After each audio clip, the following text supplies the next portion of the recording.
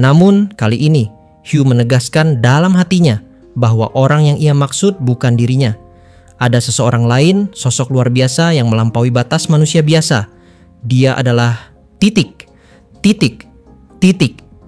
Dan pada saat itulah udara bergetar. Suara baja yang saling beradu, aura sihir yang berpendar, dan gemuruh langkah golem bergema di tengah medan perang. Perang terakhir yang akan menutup kisah volume kelima pun dimulai. Pertempuran akhir yang mempertemukan 3 medan perang. Hugh McGrath melawan Lord Aubrey, Abel melawan 6 pengawal elit, dan Rio melawan sang alkemis jenius Frank de Verde beserta 5 golem ciptaannya. Pada saat itu, tangan kiri Hugh berkilat tajam, memantulkan cahaya dari medan perang yang dipenuhi debu dan asap. 2 bilah belati melesat cepat seperti kilatan petir, menembus udara dan menghantam leher salah satu pengawal. Di sisi lain, Abel bergerak nyaris bersamaan.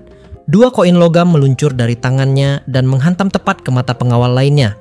Dalam sepersekian detik, 2 nyawa terenggut tanpa suara. Tanpa memberi celah, keduanya maju bersama. Langkah mereka terukur, nyaris seirama. Mereka menembus jarak di antara pengawal yang tersisa dan menghabisinya hanya dengan 1 tebasan bersih. Sementara itu, Rio yang berdiri sedikit di belakang mulai membentuk sihir dalam diam. Suara pelan sihir es bergema di udara yang menegang. Dalam sekejap, tanah di mana Lord Aubrey dan Frank berdiri membeku sepenuhnya. Dan 5 golem buatan yang berdiri di sekeliling mereka pun ikut terperangkap oleh lapisan es.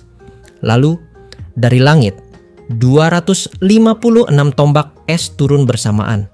Turun deras, menembus udara dengan suara yang menyerupai ribuan kaca pecah. Frank menyadari bahaya itu lebih dulu. Ia segera memberi perintah pada golem-golemnya. 5 raksasa logam itu mengangkat kedua lengan ke langit. Dan dari antara telapak tangan mereka terpancar cahaya putih menyilaukan yang menyebar luas, menciptakan gelombang panas yang melelehkan seluruh tombak es sebelum sempat menyentuh tanah. Namun, Rio tidak berhenti. Tombak es berikutnya muncul dari arah depan. Kali ini diarahkan langsung pada Lord Aubrey. Golem buatan masih menahan serangan dari atas, sehingga lapisan es di bawah kaki mereka tetap utuh dan licin, membuat mereka tak bisa bergerak cepat untuk melindungi tuannya. Serangan Rio yang terencana matang itu sempat menimbulkan bahaya nyata bagi pemimpin aliansi tersebut. Tetapi sebelum es itu mencapai sasaran, suara rendah Frank bergema, memanggil badai yang tiba-tiba muncul dari udara kosong. Ribuan pisau angin menebas tombak-tombak es itu hingga hancur menjadi serpihan kecil yang berkilau di udara. Ledakan cahaya dan suara anihilasi mengisi langit pertempuran dengan nyala putih menyilaukan. Melihat keadaan itu, Hugh segera memberikan perintah untuk mundur. Dalam waktu yang sama, Rio memanggil kekuatan airnya kembali, menciptakan 10 lapis dinding es yang berlapis-lapis menjulang, membentuk penghalang sementara agar mereka bisa menarik diri. Ketiganya bergerak cepat, menembus kabut dingin dan meninggalkan lokasi sebelum pasukan musuh sempat menyesuaikan posisi. Dari pihak aliansi, salah satu prajurit bertanya pada Aubrey apakah mereka akan mengejar. Namun sang panglima hanya menggeleng. Ia menilai bahwa pengejaran bukanlah pilihan bijak. Menghancurkan kekuatan utama kerajaan masih menjadi prioritas. Untuk kali ini, lawan mereka dibiarkan pergi. Ketika ketiga sosok itu menghilang di balik kabut medan perang, dari kejauhan terdengar suara peluit tajam, sinyal bagi para petualang untuk berkumpul dan mundur. Suara itu menggema di antara asap, diiringi desiran angin dingin yang membawa bau darah dan logam. Lord Aubrey berdiri diam sejenak, menatap arah mundurnya musuh. Ia mengembuskan napas perlahan, dan dengan suara nyaris tak terdengar, ia mengakui bahwa jantungnya sempat berdegup kencang. Frank yang berdiri di sisinya mendengar gumaman itu. Ia memuji kekuatan sihir air yang baru saja mereka hadapi. Kekuatan yang luar biasa, bahkan untuk penyihir muda seumur Rio.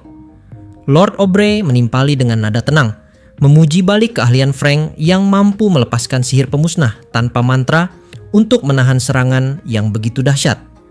Frank hanya tertawa kecil. Ia menjelaskan bahwa seorang alkemis sejati juga merupakan penyihir yang kuat, karena untuk menciptakan alat alkimia dibutuhkan pemahaman yang dalam tentang hakikat sihir itu sendiri. Ia kemudian mengingat laporan dari komandan pengintai Odakel. yang pernah menyebutkan tentang seorang penyihir air sangat kuat di kota Jimalino. Aubrey segera teringat nama itu dan menghubungkannya dengan sosok yang baru saja mereka hadapi. Ia tahu jika bahkan Odakel, orang yang menganggap penyihir sekelas Faust sebagai lemah, menyebut seseorang kuat, maka itu berarti lawan kali ini berada di luar ukuran biasa. Aubrey menyadari bahwa mereka mungkin selamat hanya karena keberuntungan. Senyum tipis muncul di wajahnya. Dalam hati, ia bersyukur karena Lambert, asistennya yang biasanya selalu di sisi, sedang tidak berada di tempat itu. Lambert saat ini sedang di bengkel, memeriksa dan memperbaiki golem buatan lainnya. Lelaki itu tidak memiliki kemampuan bertarung sama sekali, baik dengan pedang maupun dengan sihir, dan jika ia ada di sana, mungkin nasibnya sudah berakhir. Namun, sebelum ketenangan sesaat itu sempat bertahan, seorang prajurit pengintai datang berlari tergesa-gesa. Wajahnya pucat, napasnya tersengal. Ia melaporkan bahwa pihak kerajaan telah mulai melepaskan sesuatu yang disebut sebagai senjata itu.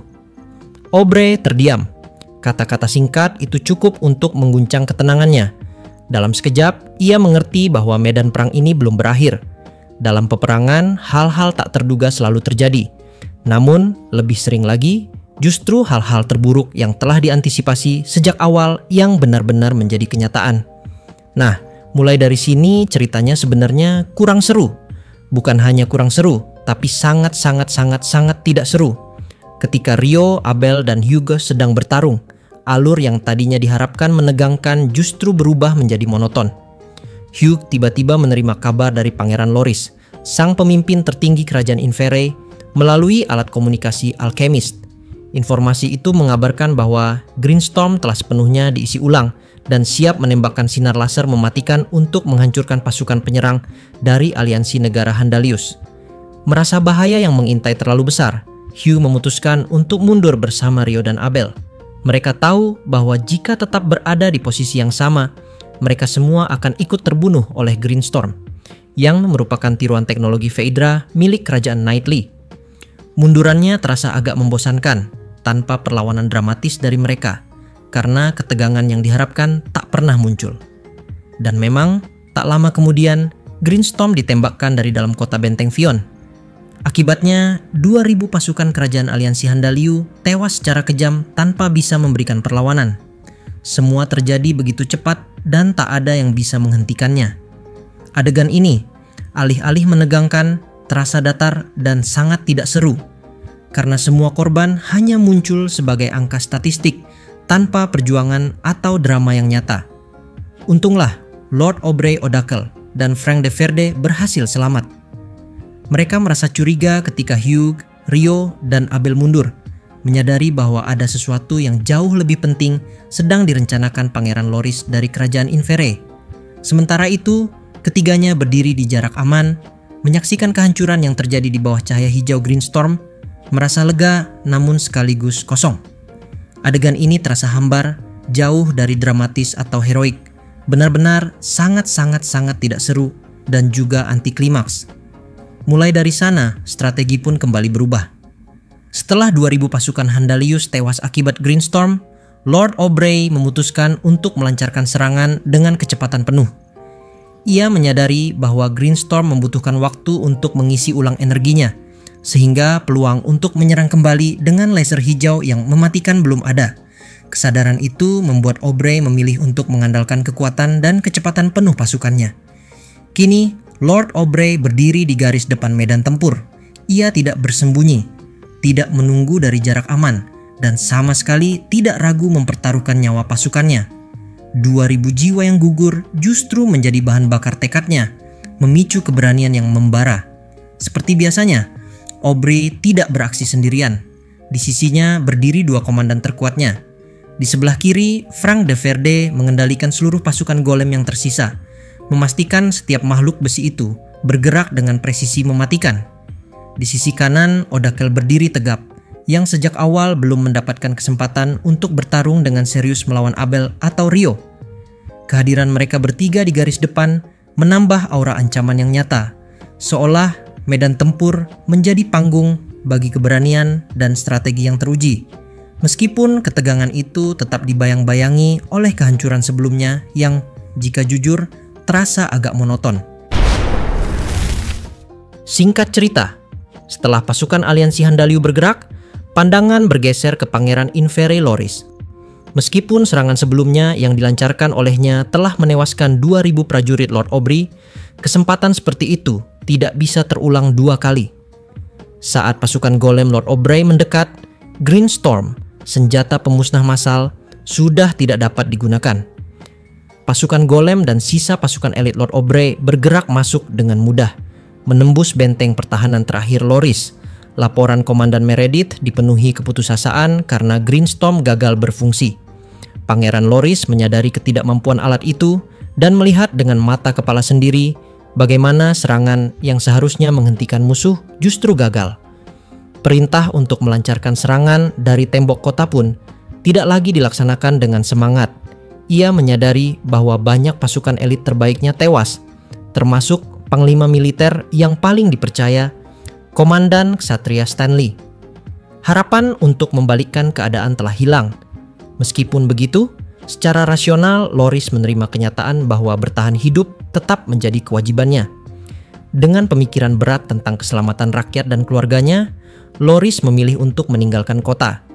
Jalur pelarian telah disiapkan, membawa mereka melalui terowongan bawah tanah panjang dan keluar ke hutan di sisi barat kota. Dari sana, kota Fion terlihat di antara pepohonan, sementara gerbang kota telah hancur dan asap membubung di berbagai penjuru, menjadi saksi bisu kejatuhan yang tak terelakkan. Pandangan Loris tertuju pada kota itu, menyaksikan pengorbanan pasukannya yang tetap berjuang meskipun kematian menanti. Setiap pengawal yang memilih bertahan hingga akhir membangkitkan rasa bersalah dan penyesalan dalam dirinya. Ia menyadari bahwa, sebagai pemimpin, tugas utamanya adalah bertahan hidup untuk menyelamatkan kerajaan, meski secara emosional itu terasa tidak adil. Dengan perlahan, Loris menuntun rombongannya lebih dalam ke hutan, menjauh dari kota yang jatuh. Di hutan, kegelapan senja perlahan berubah menjadi malam, menutupi medan tempur yang masih ramai di kejauhan. Meski jumlah pengawal pangeran hanya 20 orang, mereka memiliki dedikasi penuh terhadap Loris dan keluarganya, siap mengorbankan nyawa hingga titik terakhir.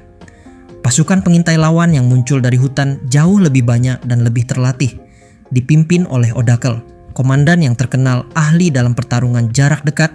Mereka bergerak dengan presisi dan disiplin yang tinggi. Pertempuran di hutan menjadi sengit. Satu demi satu pengawal Pangeran Infere jatuh menghadapi serangan pasukan pengintai yang lebih banyak. Loris memahami dengan jelas bahwa kekalahan hampir pasti terjadi, namun ia tetap menolak menyerah. Dalam kekacauan malam yang pekat, tidak mudah membedakan sekutu dari musuh.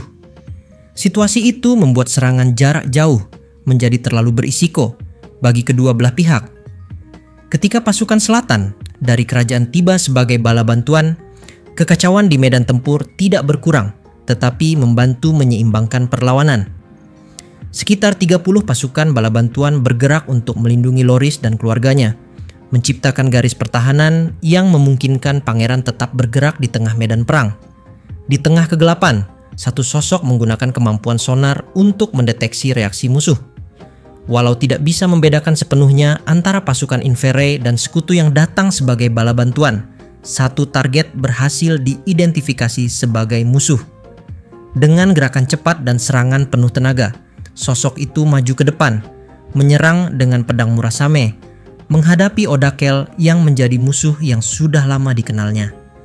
Pertempuran sengit di hutan itu berlangsung di bawah cahaya malam yang remang, di mana setiap langkah dan gerakan menjadi penentu hidup dan mati, menegaskan bahwa meski kalah jumlah, tekad dan strategi tetap menentukan jalannya pertempuran. Mulai dari sanalah, pertarungan penentuan mereka kini akhirnya dimulai. Kali ini, Rio menghadapi Odakel, komandan pasukan pengintai aliansi. Odakel, meskipun seorang komandan, biasanya tidak menyerang secara langsung. Posisinya lebih untuk mengatur pasukan dan memimpin jalannya pertempuran. Namun Rio, menggunakan kemampuan sihirnya sebagai penyihir air, menyerang langsung. Dalam kegelapan malam, Serangan Ryo tepat mengenai target, mengejutkan Odakel yang tidak terbiasa diserang secara langsung dalam jarak dekat. Pertukaran serangan berlangsung cepat. Setiap dorongan pedang, tusukan, dan tendangan menjadi bagian dari pertempuran intens yang berganti-ganti antara serangan dan pertahanan. Pedang Odakel adalah pedang lurus bermata satu, lebih pendek dari pedang Ryo, sehingga lebih mudah dikendalikan dengan satu tangan. Selain pedang, Odakel juga mengombinasikan teknik bela diri, menggunakan tendangan dan cengkeraman yang bisa berlanjut ke lemparan atau penguncian sendi. Ryo menyadari bahwa lawannya bukan hanya ahli pedang biasa. Setiap gerakan Odakel terasa sangat presisi, mampu memanfaatkan jarak tempur untuk mengontrol pertukaran serangan. Ketika jarak terlalu dekat, pertempuran berubah menjadi pertarungan jarak dekat brutal. Ketika jarak melebar, Odakel menggunakan pisau lempar yang meluncur dengan cepat dan memaksa Ryo untuk terus menyesuaikan posisinya. Pergantian jarak serangan itu membuat Ryo kewalahan, tetapi ia tetap fokus dan menyesuaikan strategi. Odakel, meski tenang di luar, sesungguhnya panik dalam hati. Dia belum pernah menghadapi penyihir dengan pertahanan jarak dekat sekuat Ryo. Pengalaman pertarungan 1 lawan 1 yang dimilikinya hampir tak tertandingi. Namun, pertahanan Ryo menunjukkan disiplin latihan luar biasa yang membuatnya unik dan merepotkan. Ryo memutuskan untuk mengubah jarak pertarungan, mundur sedikit untuk memaksa Odakel melempar pisau lempar. Dengan cepat, ia membentuk dinding es, memantulkan setiap serangan pisau, sehingga Odakel terpaksa masuk ke pertarungan jarak dekat. Dinding es ini terinspirasi dari teknik pemimpin sekte pembunuh yang pernah ia lawan sebelumnya, memungkinkan Ryo mengurangi variabel pertarungan dan fokus sepenuhnya pada keahlian jarak dekat Odakel. Dalam jarak dekat, pertarungan semakin intens.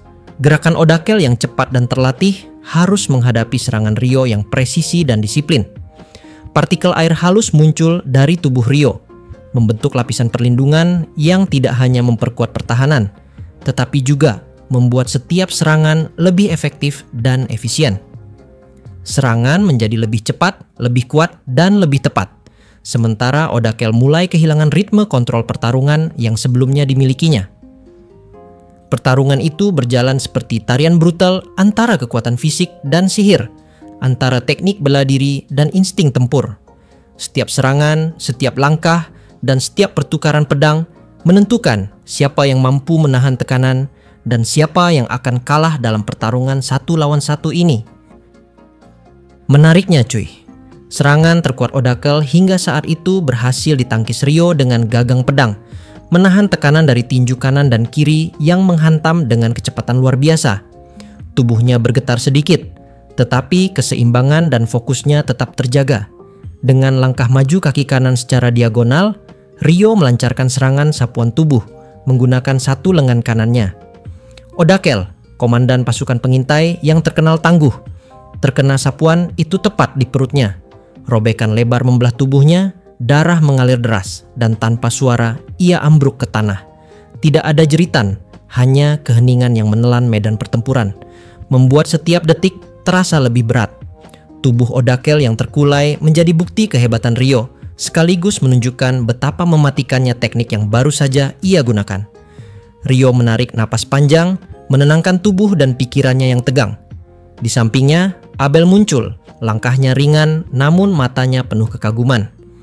Ia memuji teknik Ryo yang tidak hanya menahan serangan Odakel, tetapi juga menyerang balik dengan pegangan pedang yang unik. Cara Ryo memegang pedang tanpa menyatukan kedua tinju bukan hanya berisiko, tetapi terlihat sempurna dalam eksekusi. Jika dicoba oleh orang lain, cedera serius bahkan kematian bisa menjadi hasilnya. Di sekeliling mereka, pasukan selatan mulai menahan serangan terhadap pasukan pengintai gabungan Odakel, menjaga jarak dan ritme agar mundurnya Pangeran Inberry dan rombongannya tidak terganggu. Pasukan pengawal yang tersisa tetap mengawal pangeran dan keluarganya dengan disiplin tinggi, memastikan jarak aman dan perlindungan tetap terjaga. Serangan Ryo tepat mengenai tubuh Odakel, namun tidak mengenai tulang belakang. Detik-detik terakhir, Odakel masih mampu bergerak dan menghindar dengan gesit, menunjukkan ketangguhannya yang luar biasa.